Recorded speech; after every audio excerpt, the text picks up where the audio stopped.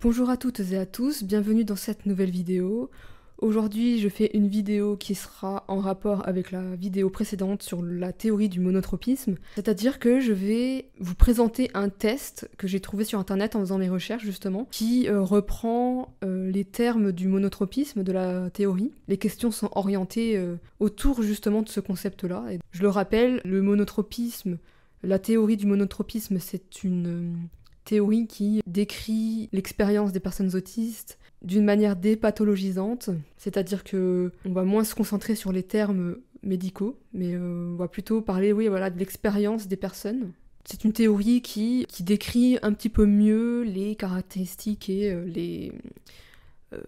les symptômes, ou plutôt les traits autistiques. En gros, ce serait une théorie qui serait un peu plus, qui décrirait mieux l'expérience des personnes autistes que les théories qui sont connues aujourd'hui, donc qui concernent justement le déficit de la théorie de l'esprit, le dysfonctionnement exécutif et la faible cohérence centrale. Bon, je sais pas ce que c'est que la faible cohérence centrale par contre. Si quelqu'un sait ce que c'est, j'aimerais bien qu'on me le dise, mais bon, de toute façon, je pense que je ferai une recherche juste après cette vidéo pour... Alors, le manque de cohérence centrale, qu'est-ce que c'est ? Je vais vous lire quelque chose, ça sera beaucoup plus clair. Donc j'ai trouvé une réponse sur le site Participate Autisme. Au début des années 90, les travaux de Fritz, je sais pas comment ça se prononce, désolé, trouvent écho dans la communauté scientifique et on entend de plus en plus parler de problèmes de cohérence centrale chez les personnes avec autisme. Le point de départ est la supposition selon laquelle, curieusement, les individus ayant un développement ordinaire ont tendance à interpréter les stimuli de manière globale en tenant compte du contexte. En revanche, les personnes avec autisme ont davantage tendance à voir le monde de façon fragmentée. Elles établissent moins vite une cohérence dans ce qu'elles observent. En raison du manque de cohérence centrale, elles perçoivent le monde comme un chaos. Ces personnes cherchent la sécurité dans des actes répétitifs et sont en quête de routine et de structure. Elles s'en tiennent à ce qu'elles connaissent et sont réticentes face au changement. Elles ont également des difficultés à transposer dans une nouvelle situation ce qu'elles ont appris dans une autre situation. Voilà ce que c'est que le manque de cohérence centrale. J'espère que c'était clair pour vous, j'imagine que oui. Et donc en faisant mes recherches pour ma dernière vidéo sur le monotropisme, je suis tombée sur un site qui propose un test justement pour savoir si on est concerné ou pas par ce comportement, enfin pas ce comportement mais ce fonctionnement monotropique. Je sais pas si j'ai rappelé ce que c'était exactement le monotropisme, mais en gros le monotropisme c'est... Je vais lire ce qui est écrit sur le site en question, d'ailleurs je mettrai le site dans la description de cette vidéo, je cite le site. Le monotropisme est une tendance à concentrer son attention sur un petit nombre de centres d'intérêt à la fois. Cette tendance peut mener d'une part à ignorer ce qui se trouve à l'extérieur de ce tunnel d'attention et d'autre part à une concentration sur ce qui se trouve à l'intérieur, produisant des expériences intenses, des réflexions poussées et des états de flux ou de flow. Les personnes autistes ont une plus grande tendance au monotropisme, ont montré ces études justement à propos du monotropisme. Et donc le test, le questionnaire sur le monotropisme qui est publié par Valéria Garot du département de psychologie de l'université d'Édimbourg, ça évalue justement cette tendance chez les adultes. D'ailleurs test qui a été élaboré, qui a été réalisé avec des personnes autistes. Donc des personnes autistes ont contribué à ce test. Donc ça, je pense que ça peut être assez intéressant de le savoir, je pense. À ce moment-là de la vidéo, je vous invite à aller dans la description de cette vidéo et de cliquer sur le lien qui vous permet d'accéder au test, si vous voulez faire le test en même temps que moi pendant que vous visionnez la vidéo. Donc n'hésitez pas à vous rendre dans la description de cette vidéo. Et donc le test commence par nous demander si on est une femme ou un homme. Donc je suis une femme. Bref, quel est mon âge ? Je vais pas vous dire mon âge, même s'il y en a qui le savent déjà, mais je ne le dis pas. Par pur déni. Avez-vous déjà passé ce test auparavant ? Non, même si j'avais commencé à le passer, mais je l'ai pas terminé, je me suis justement dit, oui, il faut absolument que je fasse ce test-là en vidéo, parce que ça pourrait vraiment être intéressant, je pense. Donc je vais plutôt mettre non, parce que j'ai pas répondu à tout, donc voilà. Suivant, on commence là le test, par la première question. Donc je sais pas si je l'ai dit, mais je crois qu'il y a 42 questions dans le test, ou 47, je ne sais plus. Donc c'est relativement court, je dirais. D'ailleurs, n'hésitez pas à faire le test en même temps que moi si ça vous tente. Voilà, comme ça, cette vidéo, en fait, ça me permet de proposer ma propre évaluation d'une certaine manière, mais ça peut aussi permettre aux personnes de savoir comment se réalise ce test-là. Voilà, ça permet de guider les personnes qui voudront faire ce test. Bon, il y a peut-être moyen, moi, que j'ai du mal à répondre à certaines questions, d'ailleurs. Hein. Peut-être que, d'ailleurs, certains ou certaines d'entre vous pourront m'aider à comprendre les questions, parce que c'est vrai que parfois, dans ce genre de test-là, parfois, les questions sont comment dire, parfois vagues, où il y a plusieurs possibilités de réponses. C'est compliqué, parfois. Mais comme je me dis que ça a été réalisé aussi par des personnes autistes, je me dis que peut-être que ça a été pris en compte, ce problème-là, donc... J'ose espérer que ce test-là sera simple. Enfin, simple. Genre clair. Donc, première question, les amis. Après une période d'instabilité, j'ai besoin d'un environnement calme et prévisible. À votre avis, qu'est-ce que je vais répondre à cette question? À votre avis? Fortement en accord. Totalement en accord. Enfin, oui, évidemment. Donc, une période d'instabilité, je dirais que c'est par exemple... j'ai eu une journée de travail, bon je ne travaille pas en ce moment mais on va dire ça, on va donner ça en exemple, mais j'ai eu une journée de travail qui a été hyper surchargée en émotions, en stimuli sensoriels, etc., etc. Donc pour moi ça caractérise une période d'instabilité. Et bien dans ce contexte-là, effectivement, j'ai besoin de retrouver du calme dans un endroit calme, tout à fait calme, et où il n'y a personne, où tout est prévisible dans le sens où tout ce qu'il y a dans cet environnement, je le connais, vous voyez ce que je veux dire. Donc j'ai besoin de retrouver un endroit qui est à moi et dans lequel je me sente bien, oui. Et puis effectivement, donc je suis fortement en accord. Deuxième question, j'ai besoin d'un environnement calme et prévisible pour pouvoir passer facilement d'une tâche à une autre. Fortement en accord. C'est hyper difficile pour moi, par exemple... c'est pour ça que le travail, pour moi, c'est compliqué. Enfin, par exemple, je sais que j'ai déjà travaillé dans la restauration rapide. J'étais dans un environnement hyper changeant. En plus, j'étais employée polyvalente. Donc, vous voyez ce que je veux dire, c'est qu'en gros, j'avais plein de choses à faire. J'avais pas une tâche qui m'était donnée. Et... Vous voyez ce que je veux dire ou pas? Genre, ça allait dans tous les sens, d'une certaine manière. Et ça, c'était vraiment horrible. Et en plus, j'étais dans un environnement où pas du tout calme, clairement pas calme du tout, avec beaucoup d'interactions sociales, c'était vraiment compliqué. Et donc, effectivement, j'ai pas tenu longtemps, je vous le dis, j'ai pas tenu longtemps, j'ai tenu, je crois, 2 semaines. J'ai tenu 2 semaines dans ce travail. J'ai pas remis les pieds dans ce truc-là. Au bout de 2 semaines, je me suis dit non, c'est fini, je peux... j'étais limite en burn-out, en fait. J'étais en burn-out au bout de 2 semaines de travail, donc c'est quand même un truc de fou, non? Et donc, ouais, effectivement, j'ai besoin d'un environnement calme et prévisible pour pouvoir passer facilement d'une tâche à une autre. Notamment chez moi, je me sens bien chez moi, donc, parce que tout est prévisible chez moi, logique, quoi, c'est logique. Donc c'est pour ça que moi, j'aspire à pouvoir travailler de chez moi. C'est vraiment ce que j'aimerais faire. Sauf que, malheureusement, c'est compliqué. C'est compliqué. Troisièmement, j'ai souvent du mal à me concentrer dans des environnements animés et ou imprévisibles. Bon, en vrai, ça rejoint la question numéro 2, hein, en fait. C'est la même question, mais tournée différemment, j'ai l'impression. C'est sur la concentration. Ça porte sur la concentration. Oui, donc c'est différent, c'est vrai. Effectivement, si je suis dans un endroit qui est qui est bruyant, où on est énormément sollicité, c'est impossible pour moi de me concentrer. C'est genre vraiment, mais limite, non mais c'est vraiment impossible, vraiment, genre c'est pas possible, tout simplement. Genre, je sais pas, par exemple, je vais encore donner un exemple de mon travail dans la restauration rapide.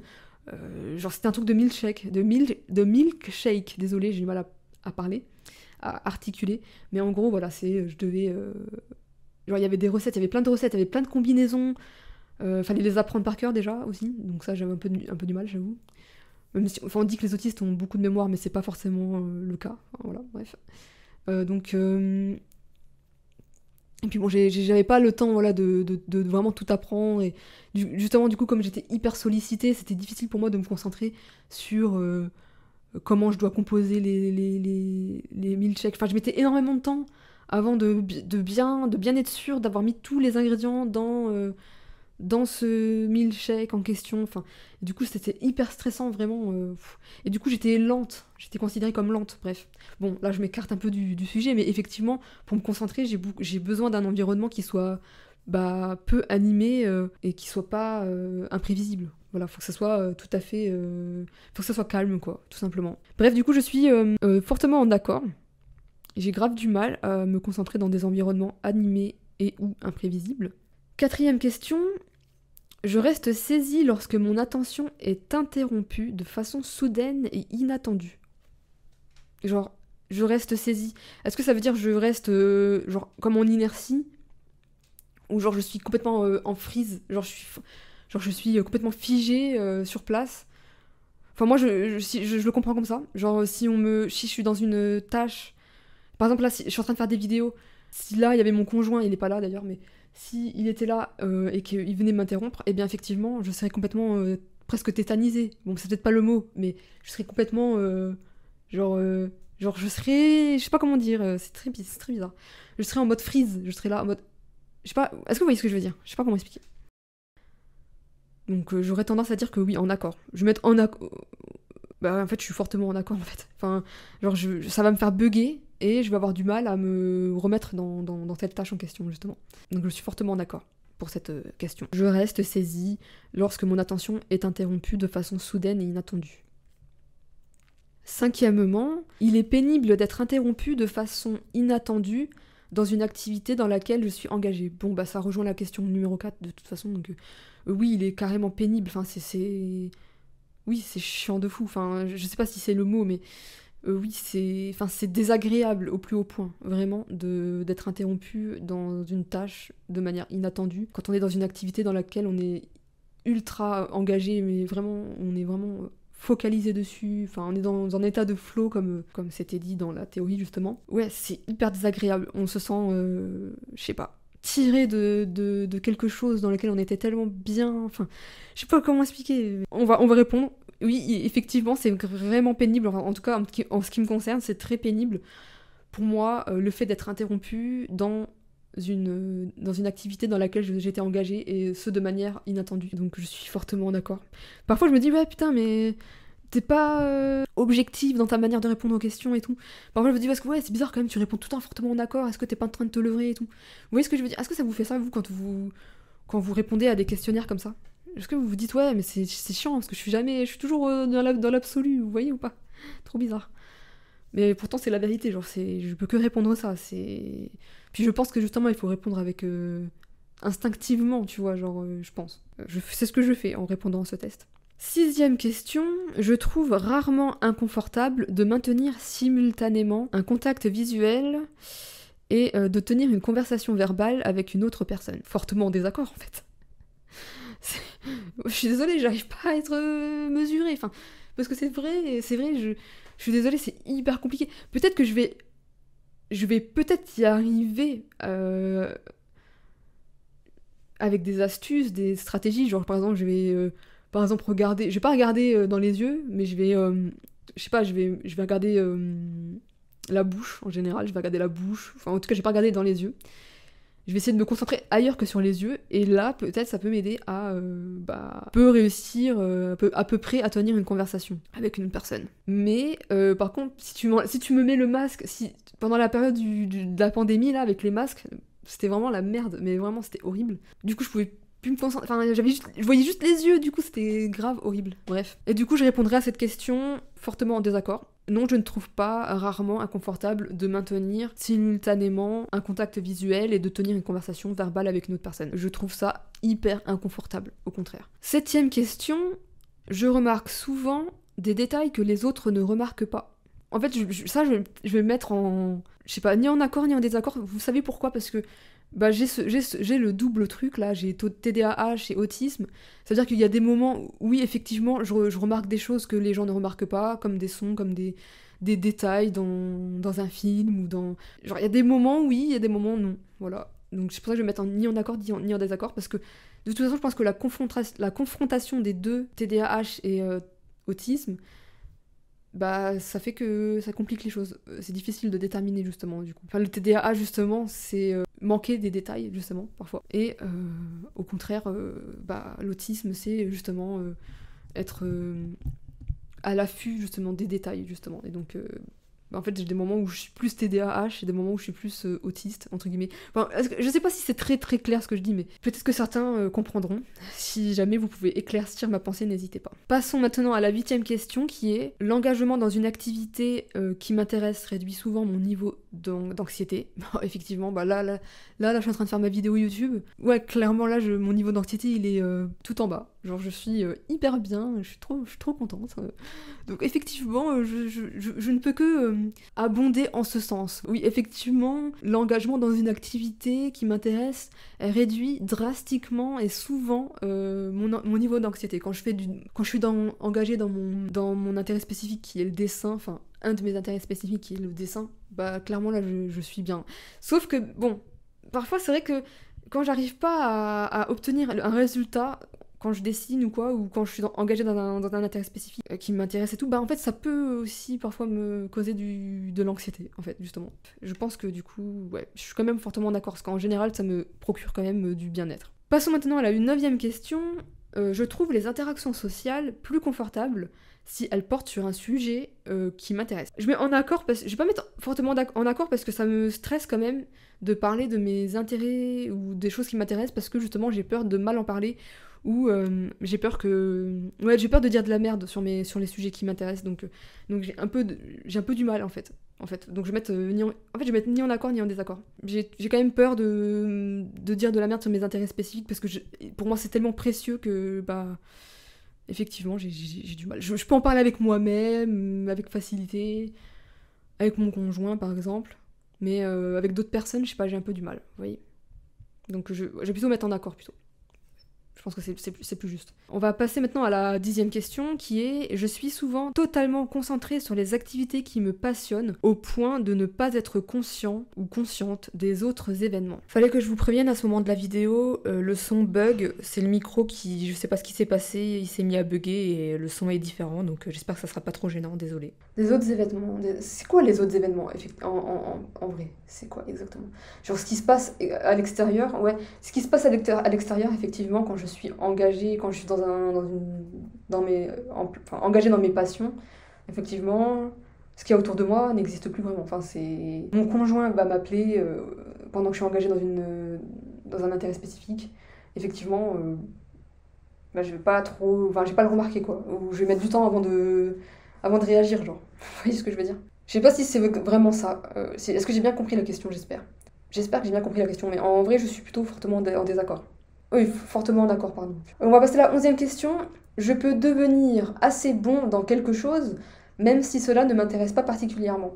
Non, en fait, clairement pas. Parce que ce qui ne m'intéresse pas, je ne suis pas capable d'y mettre de l'énergie. Et donc, comme je peux pas y mettre de l'énergie, ou même du temps, et bien forcément, je ne peux pas être bon dans cette chose-là. Enfin, donc je suis fortement en désaccord.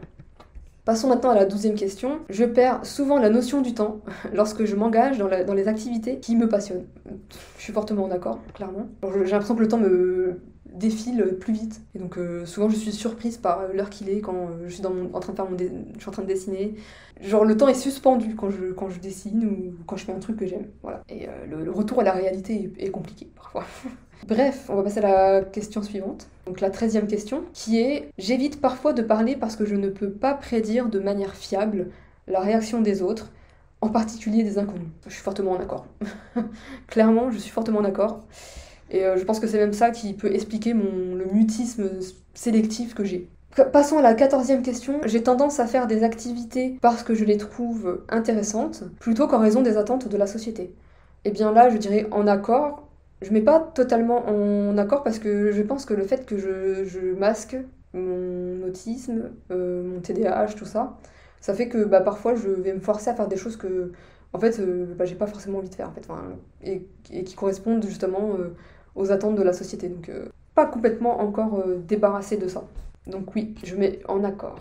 15e question, je trouve rarement les situations sociales chaotiques. Je trouve souvent que les situations sociales sont chaotiques et pas du tout clair. Donc ouais, effectivement, je vais mettre plutôt fortement en désaccord, clairement. 16e question. Cela ne me dérange pas si quelqu'un m'interrompt lorsque je suis au milieu d'une activité. Fortement en désaccord. Cela me dérange énormément d'être dérangée ou interrompu plutôt dans une activité. Je vais même un petit peu rager. Donc effectivement, non, c'est fortement en désaccord pour cette question.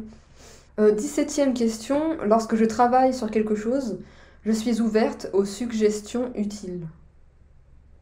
J'avoue que j'ai beaucoup de mal, personnellement. J'ai beaucoup de mal avec ça, justement. Parce que j'aime bien quand les choses se font comme je les imagine. Mais c'est vrai que j'essaye de m'ouvrir un petit peu plus à ça.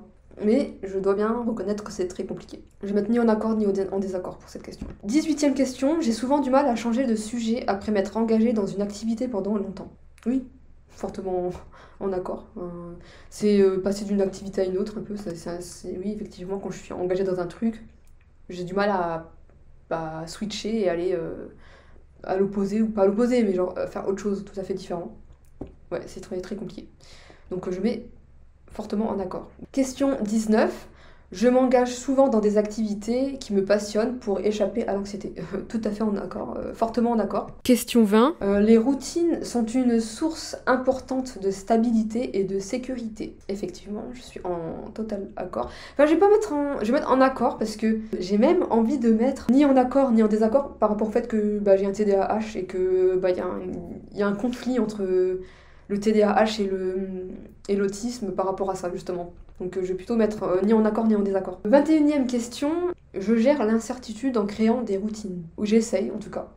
Donc j'ai encore envie de mettre ni en accord ni en désaccord, en fait. Si, pour gérer l'incertitude, effectivement, je crée des routines. Effectivement. Donc oui, en accord.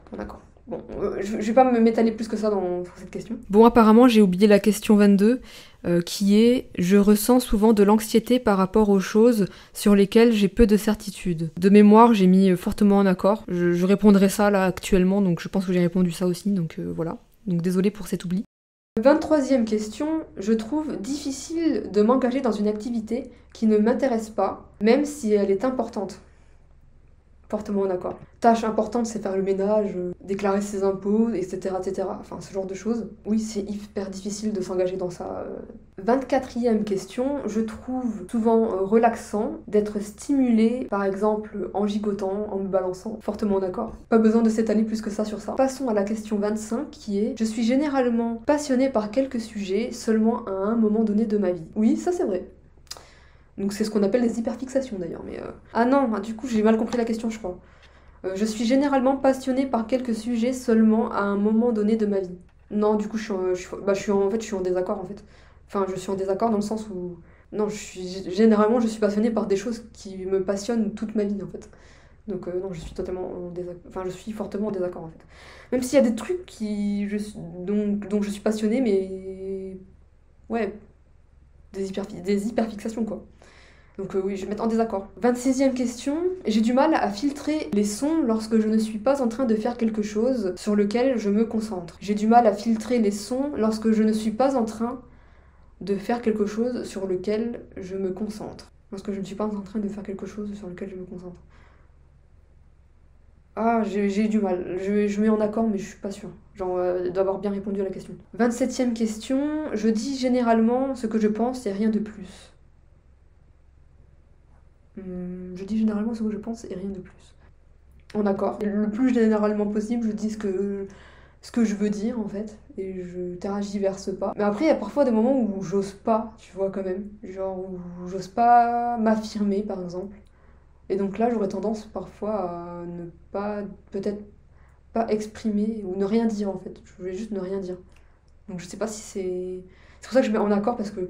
Je mets pas fortement en accord, parce que je pense que ce truc-là que je viens de décrire fait que, je peux pas totalement dire que je dis généralement ce que je pense, et rien de plus. Passons à la 28e question, qui est « Je m'engage souvent dans de longues discussions sur des sujets que je trouve intéressants, même si mes interlocuteurs ne les trouvent pas intéressants. » Fortement en accord. Passons maintenant à la 29e question, qui est « Il m'arrive de dire accidentellement quelque chose que les autres trouvent offensant ou impoli lorsque je suis concentrée sur une tâche. » Lorsque je suis concentrée sur une tâche... je sais pas. Franchement, je sais pas répondre à cette question. Je vais mettre ni en accord ni en désaccord là. J'y arrive pas. 30e question. Il m'arrive d'être très bouleversée par un sujet que les autres considèrent comme trivial. Oui, tout à fait d'accord. 31e question. Il m'est facile de suivre les discussions de groupe où tout le monde parle. Non, c'est hyper compliqué, clairement.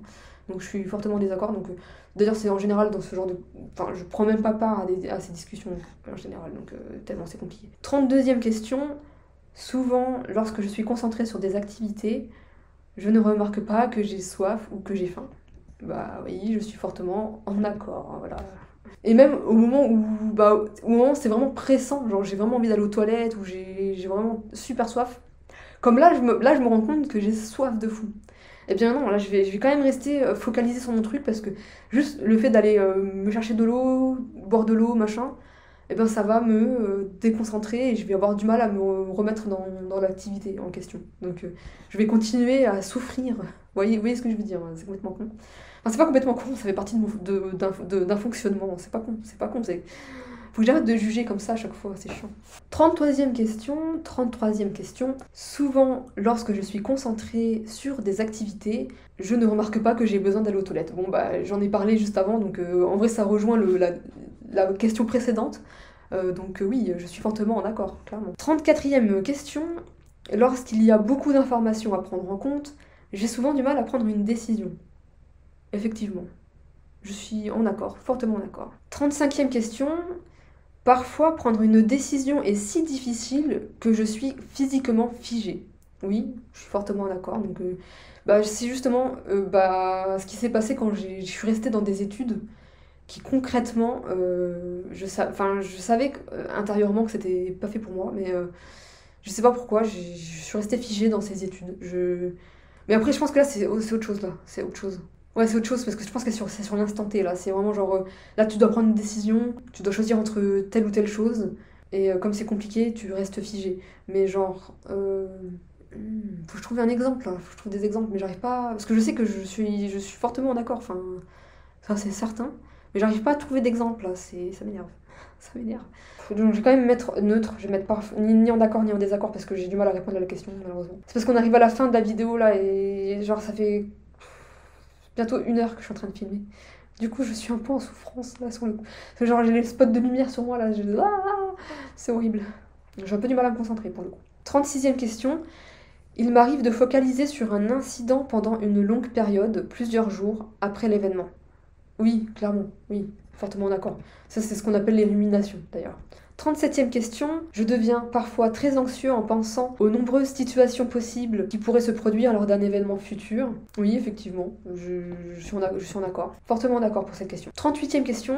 Parfois, lorsque je suis concentrée sur une activité, je ne retiens pas toutes les informations dont je pourrais avoir besoin pour prendre de bonnes décisions. Quand je suis concentrée dans une activité. Est-ce que quand je suis concentrée dans une activité, je me trouve dans des situations où je dois prendre des décisions? Non. C'est trop bizarre cette question. C'est ça que je comprends pas. Pour moi, il y a...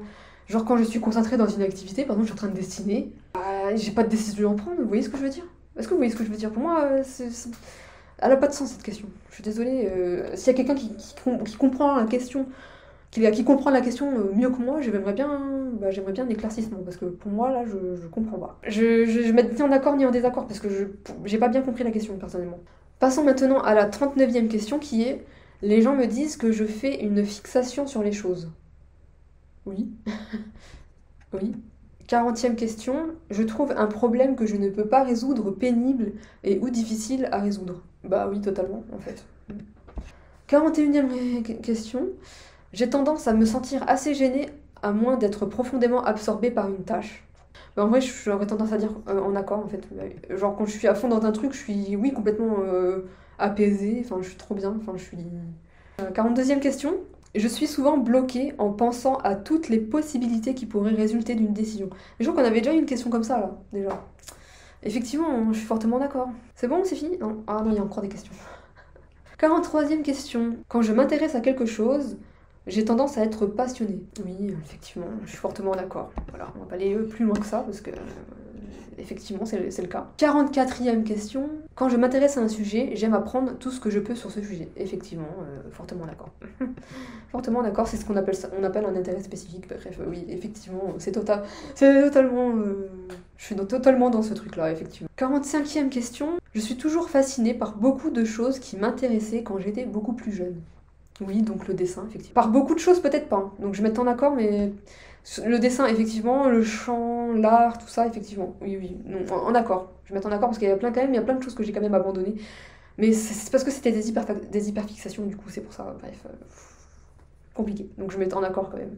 46e question. Je me retrouve rarement coincée dans des boucles de pensée. Donc les boucles de pensée, j'en avais parlé dans ma précédente vidéo, donc c'est les ruminations. Quand nos pensées sont focalisées sur des problèmes qu'on n'arrive pas à résoudre, des incidents qui sont arrivés, des gaffes qu'on a fait, des gaffes sociales qu'on aurait pu faire, des questionnements interminables sur un sujet, voilà. Donc oui, effectivement, moi je suis au contraire souvent coincée dans des boucles de pensée. Je suis fortement en désaccord donc. Je suis fortement en désaccord parce que je me retrouve très souvent coincée dans des boucles de pensée. 47e question, et enfin, c'est la dernière question. 47e question, et enfin la dernière. Je reviens souvent sur des pensées précédentes. Oui, c'est en rapport avec les boucles de pensée. C'est tout à fait en lien, quoi. Oui, des choses qui reviennent à chaque fois. Donc oui, effectivement, je vais revenir à des choses. Je vais être coincée dans ça, quoi. Je vais être bloquée. Donc je suis fortement en accord. J'ai enfin terminé ce test, hein. J'espère que c'était pas trop compliqué pour vous à regarder, que c'était pas trop chiant à regarder et que vous avez pu faire le test en même temps que moi. D'ailleurs, je vous laisse partager vos résultats dans les commentaires. Quand on a mis suivant, au bout de la 47e question, ça nous dit que moi par exemple j'ai obtenu un score de 4,5 sur une possibilité de 1 à 5. Un score élevé indique une plus grande tendance au monotropisme.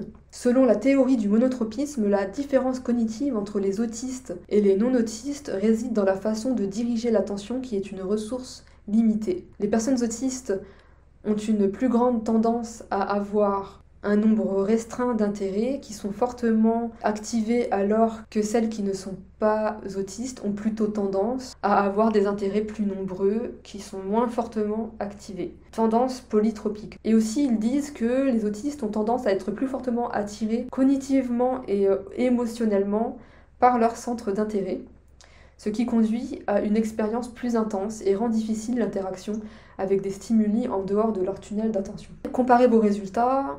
Voyez comment votre résultat se compare avec ceux obtenus par les différents groupes de cette étude. Donc les participants non autistes sans TDAH ont généralement un score de 3,03. Les participants non autistes avec ou sans TDAH ont un résultat de 3,19 à peu près. Bon, je sais pas pourquoi j'ai dit à peu près, mais bref, en tout cas c'est ce qui est indiqué sur le truc. Participants non autistes avec TDAH ont obtenu un score de 3,63. Les participants autistes sans TDAH ont obtenu 4,08. Les participants autistes avec ou sans TDAH ont obtenu en général 4,15. Et les participants autistes avec TDAH ont un score de 4,21.